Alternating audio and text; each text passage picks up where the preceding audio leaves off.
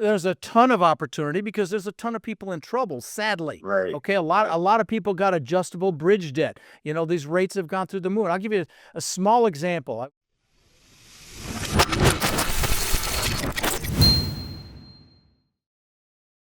Welcome, everybody. This is Buck Jobber with the Wealth Formula Podcast, coming to you from Montecito, California.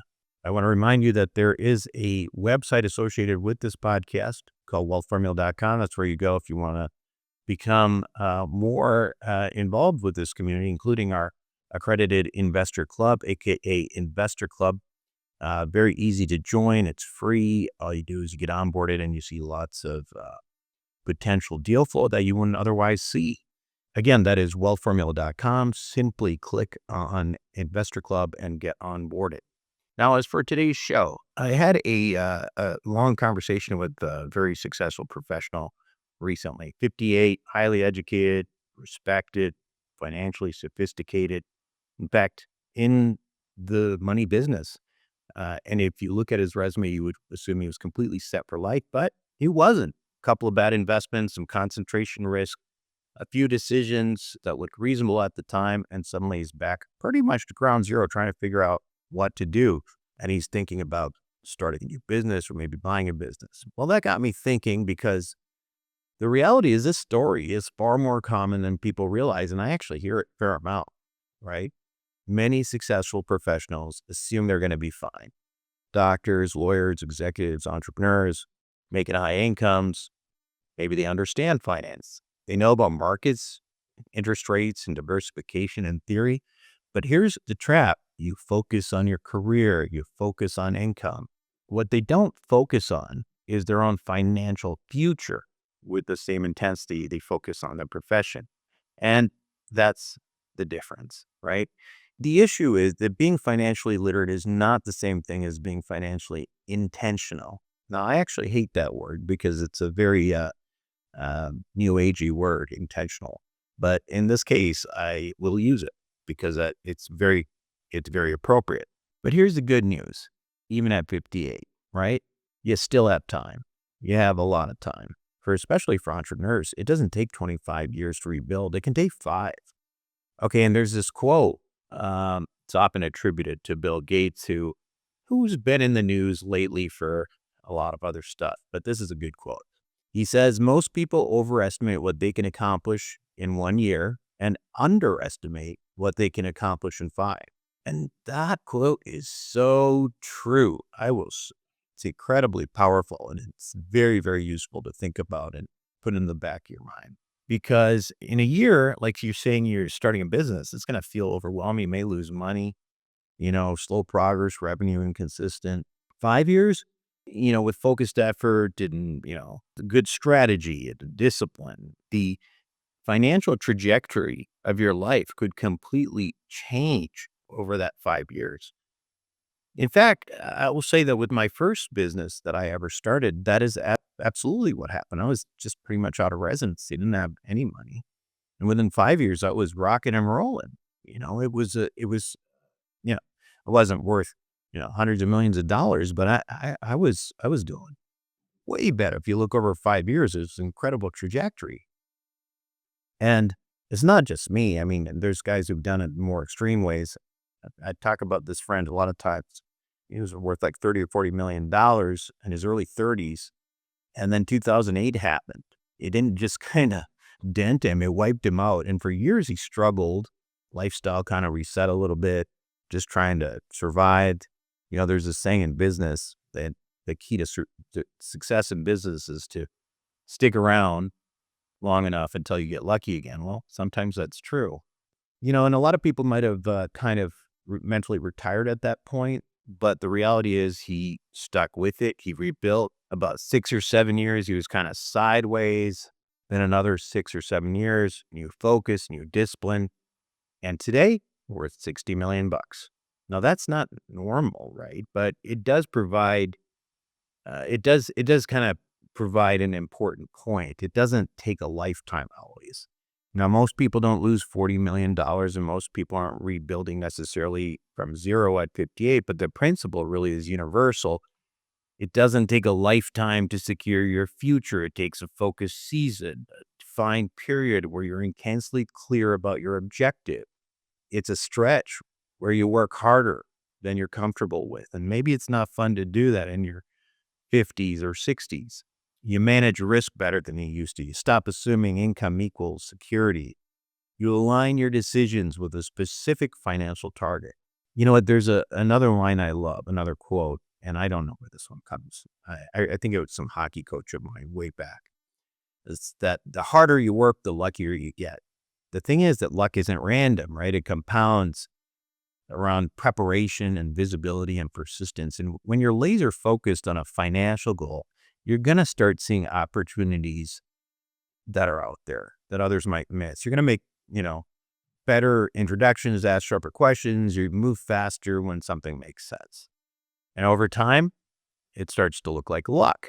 I think the real lesson about the situation that people get into, like this person I was talking about, is that it's not a warning about markets per se, although markets have a lot to do with it. It's a warning about complacency. Success in your profession does not automatically translate into security in your future. Income, as you know, is not really wealth. And financial literacy is not financial strategy, although literacy is really, really important. You got to have a strategy. And you can be really, really smart and not eliminate, or mitigate risk enough. So if you're in your 40s or 50s and feel behind, you're not done, okay? You made a bad investment. You're not finished. If you took a hit, I've taken plenty of hits, especially in the last few years. It's not your final chapter. You may just be looking at the beginning of your next 5-year season. And the key is focus, clear goals, defined targets, discipline, action. And the sooner you decide to enter that season, the sooner your next 5 years will start compounding in your favor. Man, I got to tell you, this is an ongoing story I hear a lot about. So again, think about that Bill Gates quote. People tend to way overestimate what they can do in a year, grossly underestimate what they could do in 5. Anyway, there's no one who knows this better than my guest on this week's Wealth Formula podcast, Rod Khleif. Many of you already know him. We'll have that conversation right after these messages. Wealth Formula Banking is an ingenious concept powered by whole life insurance. But instead of acting just as a safety net, the strategy supercharges your investments. First, you create a personal financial reservoir that grows at a compounding interest rate, much higher than any bank savings account. As your money accumulates, you borrow from your own bank to invest in other cash-flowing investments. Here's the key. Even though you've borrowed money at a simple interest rate, your insurance company keeps paying you compound interest on that money, even though you've borrowed it. As a result, you make money in 2 places at the same time. That's why your investments get supercharged. This isn't a new technique. It's a refined strategy used by some of the wealthiest families in history, and it uses century-old, rock-solid insurance companies as its backbone. Turbocharge your investments. Visit wealthformulabanking.com. Again, that's wealthformulabanking.com. Welcome back to the show, everyone. Today, my guest on Wealth Formula Podcast is Rod Khleif. He's a real estate investor, author, and mentor with decades of experience in multifamily investing. He's built and sold hundreds of millions in apartment assets and teaches thousands of investors through coaching, master classes, and his lifetime cash flow academy. Rod, how you doing? Good, brother. Good to see you, my friend. Let's review, a little bit about you, your background. Sure. Sure. You have an interesting story. Okay. Well, I'm a Dutch immigrant, think wooden shoes and windmills. I immigrated to this country when I was 6 years old with my brother Albert, my mother's Vansha.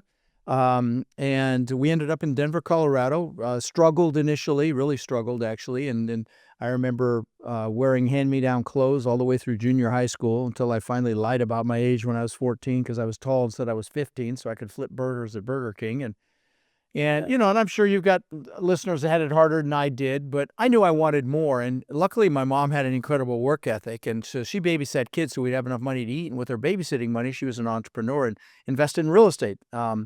And her first real estate acquisition was the house right across the street from us. When I was 14, she paid about $30,000. And then when I was 17, she told me she'd made $20,000 in her sleep. It had gone up in value. And I'm like, what? Forget college. I'm getting into real estate. So I went and got my real estate broker's license right when I turned 18, which you could do back then with education. Now they got smart. You need some experience. But I was a broker. I was smart enough to go work for a broker. But my first year in real estate, I made about $8,000. My second year, maybe $10,000. But my third year, I made over $100,000, which back in 1980 was some pretty decent money. And so what happened between year 2 and year 3, that 10x my income was what happens. I met a guy, he was a broker I was working for actually, that taught me about the importance of mindset and psychology, and how really 80 to 90% of your success in anything is just that, your mindset and psychology. And so fast forward to today, I've owned over 2,000 houses that I've rented long term. I own thousands of apartments now, and I'm also buying senior housing now, which I'm excited about. And in 2006, my net worth went up $17 million while I slept. And you might say, wow. I said, wow. And I got a head so big I could barely fit it through a door. I thought I was a real estate god. And when that happens, God of the universe will give you a nice little smackdown.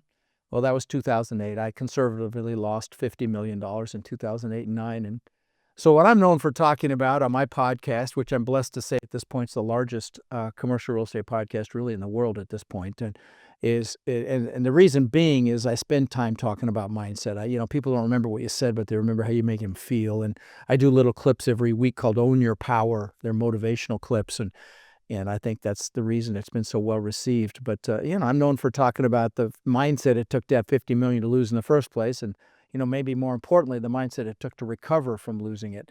But, I'd love to, we can chat about that if you like, or I'd love to talk about the states, whatever you want. I think it's appropriate to talk about that right now, Rod. I mean, I think, Okay. in this market with what we had, there's been a lot of pain in multifamily, and Yep. it's you and I have talked about this before, where part of success is trying to recognize particular situations. You talk about Warren Buffett and how Warren Buffett says, "Be greedy when others are fearful," and all that. That's great, but it's really hard to do. And Right. so help us understand, like, Sure. how'd you do that? How do you Sure. go, and how bad did it get? Well, And I how do lost you pretty 50 much million. I lost $50 million, so it got pretty freaking bad. Okay. I call them seminars. That was how an much did you have expensive left? seminar. Yeah. Yeah. I'm very little. So Yeah. it was ugly. It was ugly, but I'll be candid. The strategies I'll share very briefly here, the strategies I'll share are the same strategies you would use to get started. Okay. If you need to do something, and we talked about this before we started recording, with AI, a lot of jobs are going away. If you heard of Elon Musk on Joe Rogan's last episode, or the last interview he did with Joe Rogan, he said any job in front of a computer is pretty much going to be gone like lightning, like a year or two. I mean, that fast, it's crazy. And so, and even, surgeons are going to be replaced by robotics, and on and on. And, and I think there's going to be IT professionals, there's going to be a lot of pain for the people that don't proactively reinvent themselves, start thinking about what they're going to do to reinvent themselves. Maybe it's in AI, maybe you learn AI, but you better think about it now, or if you're in one of these positions. So when the shoe drops, you're ready, because, there's a lot of opportunity. I mean, there's 10,000 people a day turning 65 in this country. You could buy businesses. I'm excited about senior housing. They need beds, and there's a huge shortage of beds. But so there's a lot of opportunity, but you better pick something if you're in one of these fields and get busy starting to study it and learn it and do it on the side, so that when the shoe drops, you're ready. I don't want to scare you, but I just want to open your eyes to that fact. But so how I recovered from losing $50 million, again, is the same strategy I would tell you to use to get started. And it's first thing, it starts with goals. You got to figure out what it is you want, because how do you get anything if you don't know what it is? Because with the goals, you create a burning desire or a hunger, and you've got to have that to push through fear and limiting beliefs and so on and so forth. And that's, if you come to one of my boot camps, I do a virtual boot camp every couple of months. It's 2 days. I don't sell anything there, and I'll tell you later how you can come for $47. So it's no excuse. But the first thing we do is goal setting on steroids, because you've got to create that hunger. Now, I'll say this to you: if you have no interest in learning what I teach, at my link tree, I did my goal setting workshop. It's an hour. There's a guide you can download. If you go to rodslinks.com, or text the word links if you're driving, to 72345. At the bottom is my goal setting workshop. And here's the thing, Buck. People spend more time planning a freaking birthday party than they do designing their lives. Doing your goals is designing your life. So if you haven't done them in a while, go to Rod's links. Go at the bottom. There's my workshop. There's a guide you can download. I'm not going to try to sell you anything. Spend an hour with me. Have your spouse do it. Have your kids do it if they're over 10 years old, and design their lives. So again, it starts with goals. So that's the first thing I did, was reassociate with my goals. Then the second piece is you got to make a decision. And I don't mean dip your toe in the water. I don't mean 1 foot in, 1 foot out. I mean, you decide it's done, okay? The Latin root for the word decision means to cut off. If you're going to attack the island, you burn your ships because you're taking their ships home. That's a decision. And that's what I did. I said, okay, enough. Quit feeling sorry for yourself. Pick yourself up and go make something happen. And that's what I did back then when I lost everything. But it's the same thing, again, if you're in a job and you're just not where you want to be. So we make that decision, and then you got to take the first step, Buck, and that's pretty much it. Dr. Martin Luther King said, you take that first step in faith, the next step will be revealed.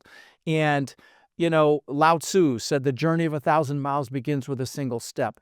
But, in our business and the investors that we deal with, and the, active investors and passive, both, as many of them are very analytical. And you know who you are if that's you. And I love you. You're some of the most successful students that I have, and successful people in our businesses. However, I also know how you have to check off every single box before you make a move.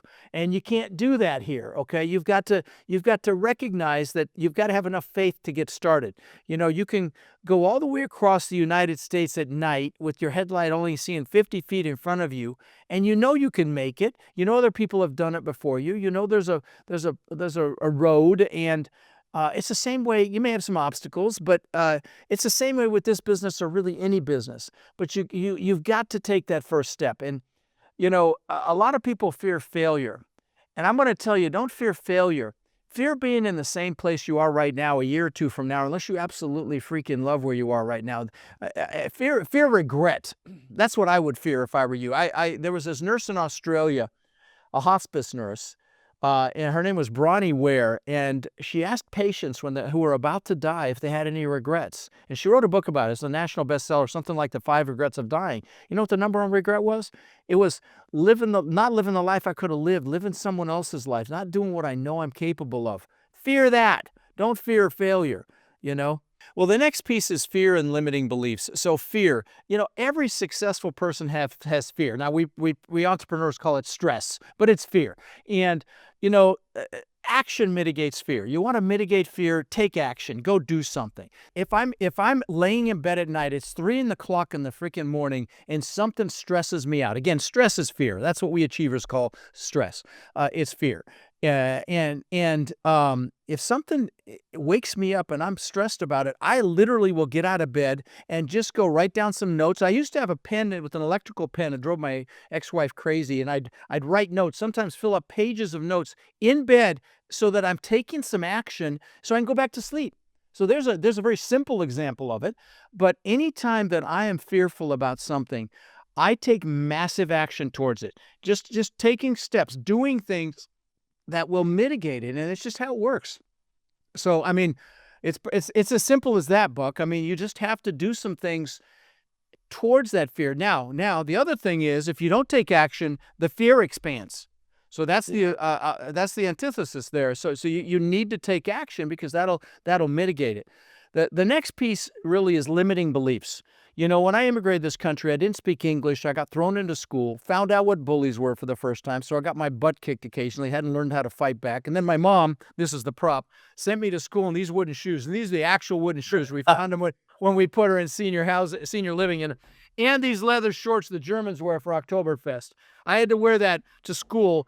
And, of course, that was crack cocaine for the freaking bully. So I got my ass kicked again. And Those then wooden shoes, Rod, or are those? Yeah, wooden shoes, real wooden shoes. Yeah, these are from Holland, man. That's where I was born. And Yeah, they're yellow. my mom, proud Dutch woman. Yeah, they're wood.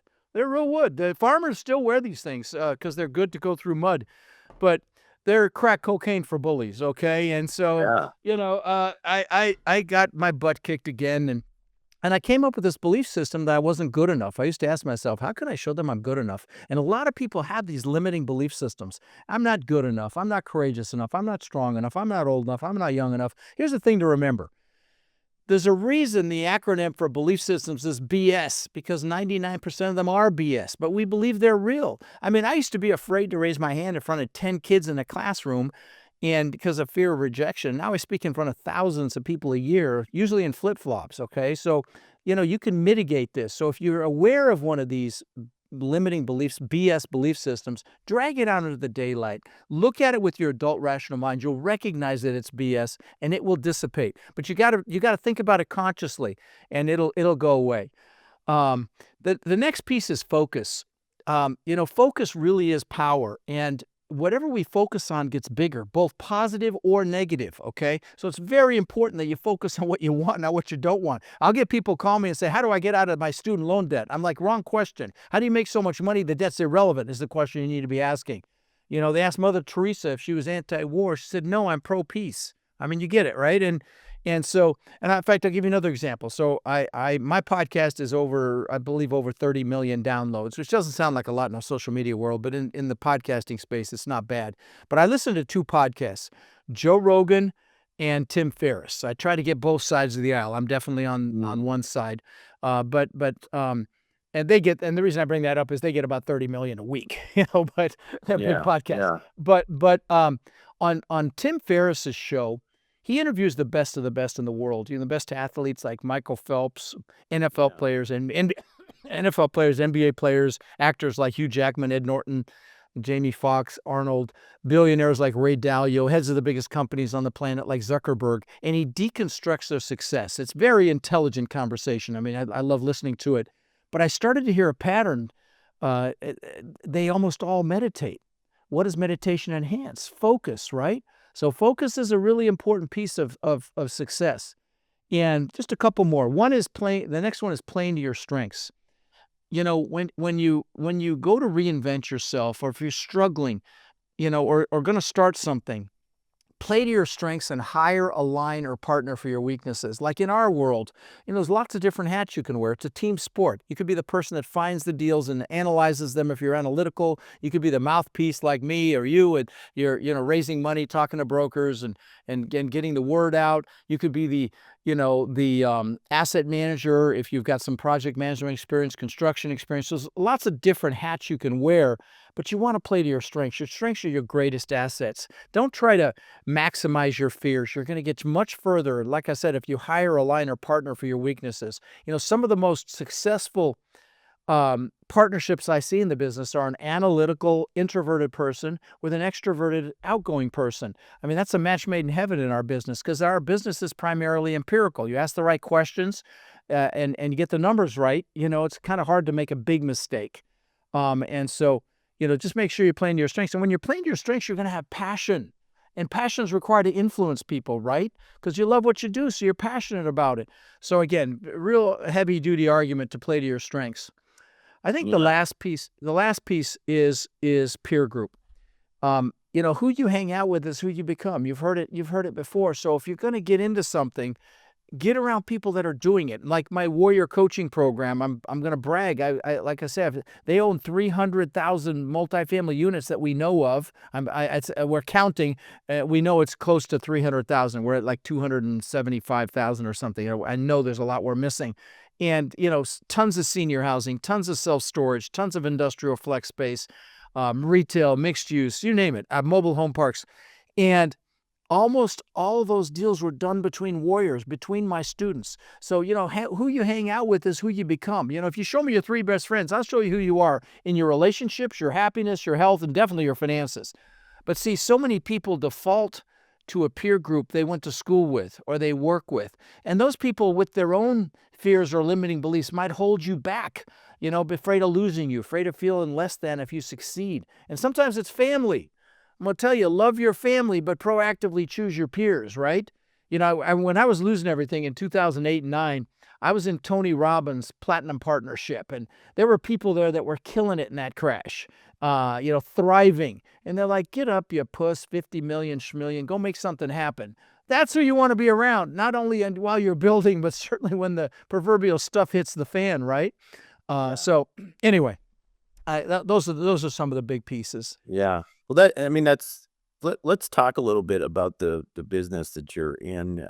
You're heavily involved with real estate, obviously. These mindset things are a great place to start. Now you go out there. Let's talk about where the market actually is and what you're seeing in this market right now. Does it Sure. represent opportunity to you? There's a ton of opportunity because there's a ton of people in trouble, sadly. Right. Okay, a lot of people got adjustable bridge debt. These rates have gone through the moon. I'll give you a small example. We were looking at a small asset in San Antonio where I've got some assets, and the lender reserve payment that this guy had to pay to prepare for a refinance went from $8,000 a month to $80,000 a month.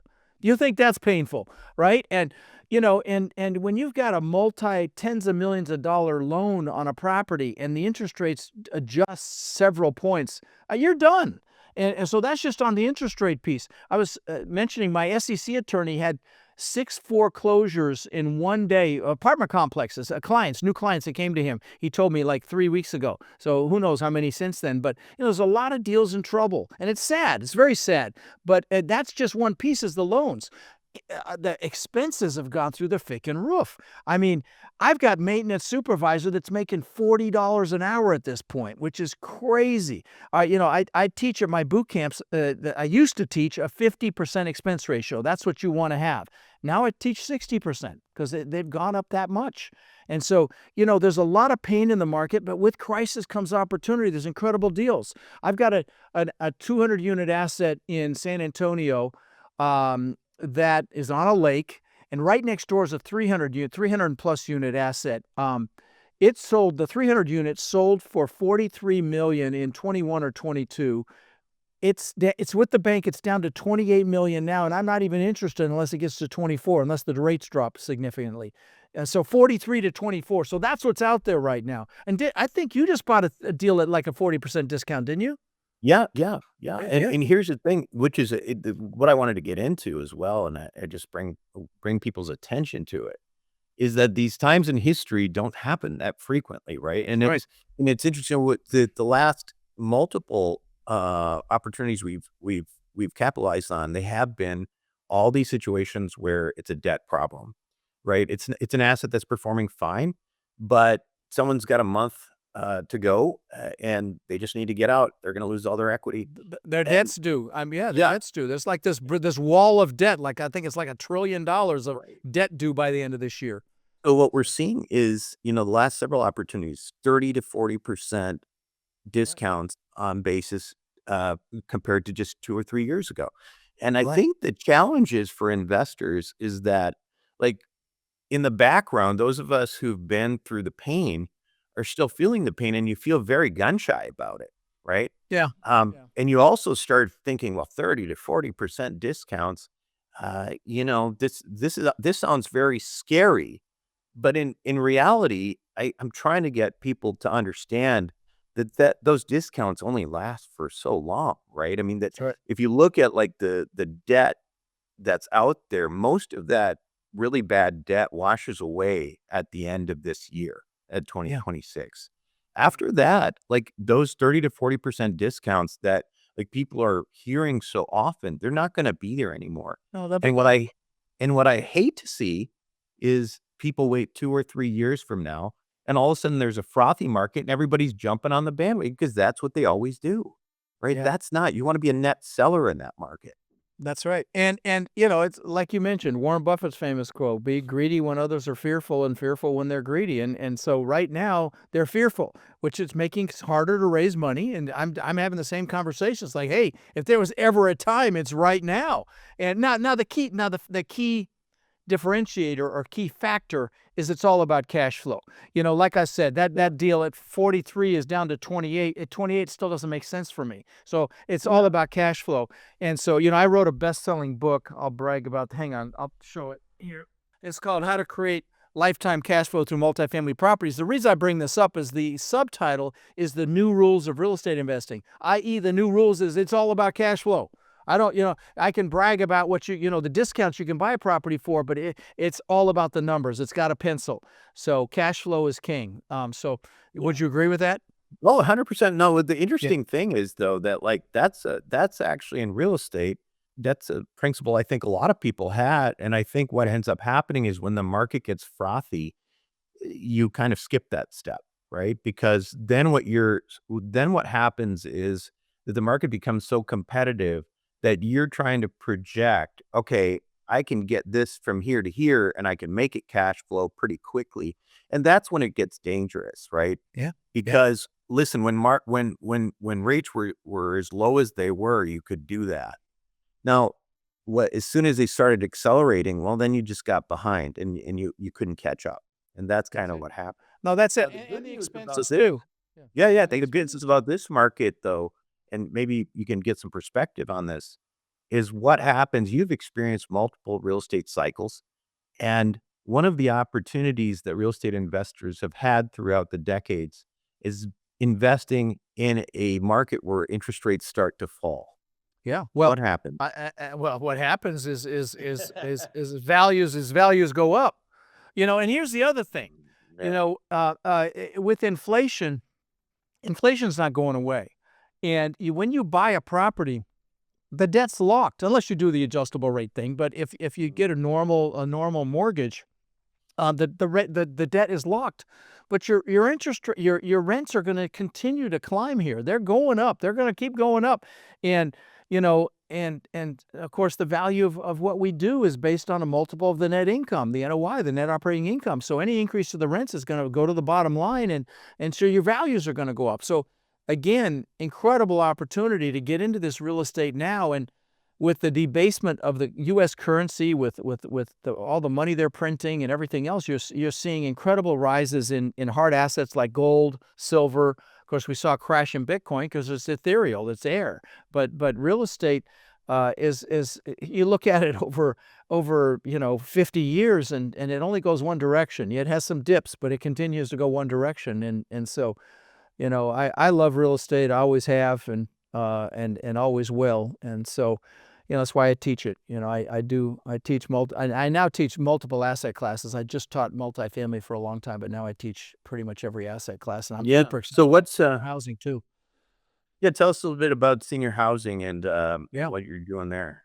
Yeah, I've only purchased one assisted living facility so far, but my students, my God, I can't even count how many assisted living facilities and memory care units they have. But I'm gearing up. I have a whole team doing it. We're cold calling, and the outcome, the goal is 12 units in the next 18. I'm sorry, 12 separate facilities in the next 18 months, and we're gearing up to do that. We've got a ton of interest, and here's the reason why they call it the silver tsunami. There's 10,000 people a day turning 65, and it goes forever, and it seems like forever. I mean, like literally over a decade, and and again, those people. So there's a lot of opportunity with that. There's an opportunity to buy businesses as well. A lot of them want to retire and own businesses, so there's an opportunity there. But in senior housing, there's a huge shortage of beds, and I'm quite candidly, I'm not sure we're going to be able to match the need in the shortage of beds, but there's a huge shortage of beds, and so and to build new, about the least you can build a place for is $200,000 a bed. Well, there are facilities that got crushed by COVID where you can buy facilities for sub $100 a bed. So there's an opportunity there that we're capitalizing on. It's very exciting. That won't be around for Is there a lot of competition from, big money institutions, that kind of thing in this space that are sort of pushing prices up? Because I would think that they would have yeah. yeah, I would think they would have the same sort of thesis overall. So The larger facilities, yes. I'm not doing the 200 bed facilities. I'm in the 50 to 100 range. Kind of the mom and pop range, as it were. And so at least to start. I mean, at some point I'll compete with the larger ones, but we're starting there, and there's just an incredible opportunity to get. And the returns are fantastic. I mean, we're seeing 15% cash on cash, 25% IRR, realistically, not BS returns. And so, it's very exciting, honestly. And again, it's got legs. It's not going anywhere. It's not like one of these things that's cyclical. These people are retiring. They've impacted everything from Pampers, diapers to suburbia, and they're going to impact, senior housing in a big way. So, that's exciting. I got crushed by that wave in 2008. I got crushed by that wave. I'm surfing this wave. Yeah. Good for you. So tell us, a little bit more about how people can get involved. It sounds like you got a lot going on there. So tell us about. Well, I teach. I teach this stuff. I've had, I don't know, upwards of 20,000 people attend my boot camps. By the way, really never had a complaint except that the breaks are too short because I pack 3 days into 2 days. But I teach this business and soup to nuts, how to find deals, how to pick a market, how to pick a team, how to underwrite them, how to finance them, how to raise all the money for them, on and on. And so if you go to rodslinks.com, that's my link tree. That's where my goal setting workshop is. If you want to do your goals, do it there. But if you come to my boot camp, that's the first thing we do because I need to have you get very focused on what you want. But it's 2 days of training. I don't sell anything, and you can come for $47. So tell me your excuse, okay?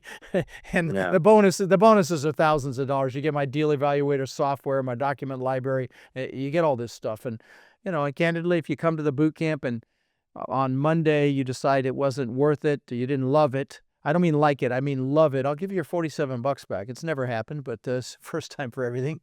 So no, I love what I do. It comes out in what I do. And I spend time on mindset too, because again, that's 80 to 90% of it. That's why my students are so freaking successful. They actually do it. And so I really love it, and that's where I'll continue to do it. So I'm doing one of these virtual events pretty much every month and a half. I've got one coming up. I don't know when this will air. I've got one coming up in March 7th and 8th, and there'll be one, 45, 60 days after that. So, yeah. Fantastic. Rod, thanks so much for being on the show today. Oh, I appreciate it. Thank you. And again, it's Rod's Links or text links to 72345. Yeah, thanks for having me on, Buck. It's great to see you again. You make a lot of money but are still worried about retirement. Maybe you didn't start earning until your 30s, and now you're trying to catch up. Meanwhile, you've got a mortgage, private school to pay for, and you feel like you're getting further and further behind. Now, good news, if you need to catch up on retirement, check out a program put out by some of the oldest and most prestigious life insurance companies in the world. It's called Wealth Accelerator, and it can help you amplify your returns quickly, protect your money from creditors, and provide financial protection to your family if something happens to you. The concepts here are used by some of the wealthiest families in the world, and there's no reason why they can't be used by you. Check it out for yourself by going to wealthformulabanking.com. Welcome back to the show, everyone. Hope you enjoyed it. We talked about a lot of things, but I think the mindset step is really important. So if you're one of those people who is worried about, time in your life right now, or that things aren't going well, things can turn around really quickly. You just got to have you got to have the right mindset. You got to have the right goals. That's it for me this week on Wealth Formula Podcast. This is Buck Joffrey signing out. If you want to learn more, you can now get free access to our in-depth personal finance course featuring industry leaders like Tom Millwright and Ken McElroy. Visit wealthformularoadmap.com.